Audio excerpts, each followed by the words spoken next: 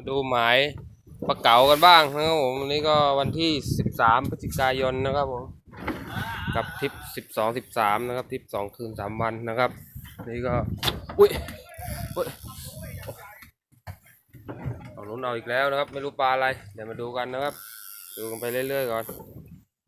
ดูลอกตัวนี้กันบ้างครับไม่รู้ว่าปลาอะไรนะครับคาดว่าน่าจะเป็นเก๋านะครับคาดว่าน่าจะเป็นในเก๋านะครับผมกับซากเรือนะครับปลาอะไรปลาอะไรปลาพันโอ้ยเกย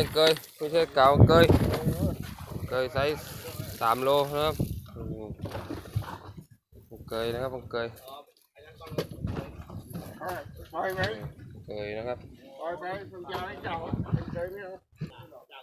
เดี๋ยวเรามาดูกันต่อนะครับนี่ก็เป็นเกยไซส์สวยกันเลยทีเดียวนะครับเรามาดูคันนี้กันนะครับว่าเป็นปลาอะไรนะครับติดรอบลำเลยนะครับเพิ่งจะถึงหมายนะครับไม่ถึง5 นาทีเองนะครับคาดว่ามาขาวๆปลาอะไรปลาอะไรมาแดงปลาอะไรโอ้ยพงแดงโอ้ยแดงตาดำนะครับโอ้นี่เดี๋ยวเลยนะครับนะครับนี่นะครับตัวนู้นยังปลดไม่เสร็จเลยนะครับไปต่อไปดูกันต่อนะครับลอดใต้เลยหัวเรือมีอะไรบ้างมาให้เก๋าเอาโ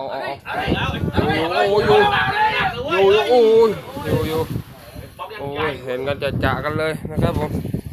กับหมายปลาเก๋าของเรานะครับวันนี้ก็วันที่12ใช่วันนี้วันที่13แหมลืมวันตลอดเลยวันนี้ก็วันที่13 พฤศจิกายนนะครับ2560นะครับโอ้ยกับวันนี้ก็กับทริปลักเรียบนะครับผมคลื่นลมดีนะครับว่าออกมาก็ยังพอมีคลื่นอยู่นะครับผมนี่ก็มาดูกันเอาอัดใหญ่แน่นอนนะครับใหญ่แน่นอน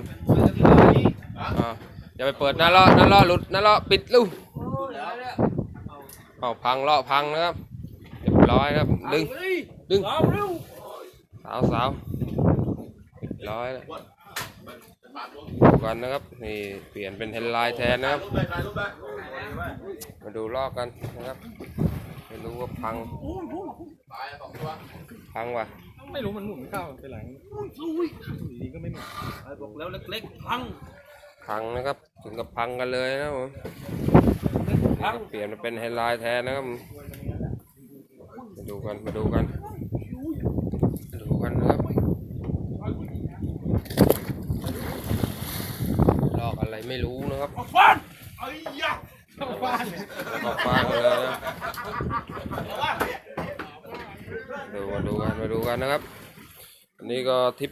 12-13 พฤศจิกายนนะครับ2560นะครับนี่นะครับพังเราพังไปเลยนะครับผมโดนไปหลายตัวนะวันนี้นะครับทั้งไอ้โฉมมังเกยนะครับเดี๋ยวเรามาดูกันนะครับสนใจก็สามารถติดต่อสอบถามนะครับที่เบอร์090นะครับ7961612กันเลยนะครับผมช้าหมดอดมันนะครับย้ำนะครับช้าหมดอดมันนะครับมาแล้วขาวมาแล้วนะครับเอาคันหลังเอายิงกว่าเชียร์มวยนะครับวันนี้เดี๋ยวมาดูกันปลาอะไรโอ้ยตัวใหญ่นะครับตะเกียบตักจะหลุดตัวใหญ่นะครับโอ้ตัวนี้เกือบ5 โลนะครับโอ้ใหญ่จริงนะครับนี่เลยไปเลยครับโอ้ยน้ำฟองไอ้เหี้ยแกนงอเจ๋งแล้วแกนงอไปแล้วนะครับนี่นะครับตัวเดียวเต็มตะกร้าเลยนะครับโอ้ยฝั่งนู้นคุณน้าครับเป็นปลาอะไรครับคาดว่าเป็นปลาอะไรครับผมคาดว่าจะเป็นเก๋าอีกแล้วนะครับโอ้โหรอบลำจริงๆนะครับผมคลื่นก็ประมาณ1 เมตรกว่านะครับโอ้ย ยมาดูกันนะครับมาลุ้นปลากันเราไม่ลุ้นคืนนะครับมาลุ้นปลากันดีกว่านะครับโอ้โหคนพากก็เหนื่อยแล้วนะครับเอาอัดไปตัวนู้นตัวหลังเป็นลูกอังเกยนะครับไซส์มินินะครับผมนี่นะครับลูกอังเกยนะครับเก่าว่ะเอาไปอัดลงไปเอาเนี่ยอันนี้ต่ออันนี้ขึ้นนี่น่าจะเป็นในเก๋านะครับมาดำๆมาแล้วนะครับเป็นในเก๋านะครับไซส์พอดีคำหรือพอดีจานนะฟาวนะครับฟาวนะครับติดท้องฟาวนะครับนี่นะครับ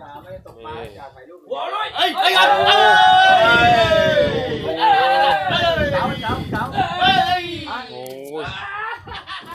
เห็นกันจะกันเลยนะครับไม่ได้โม้นะครับไม่ได้โม้นะครับไม่มีตัดต่อนะครับถ่ายยาวๆกันไปนะครับ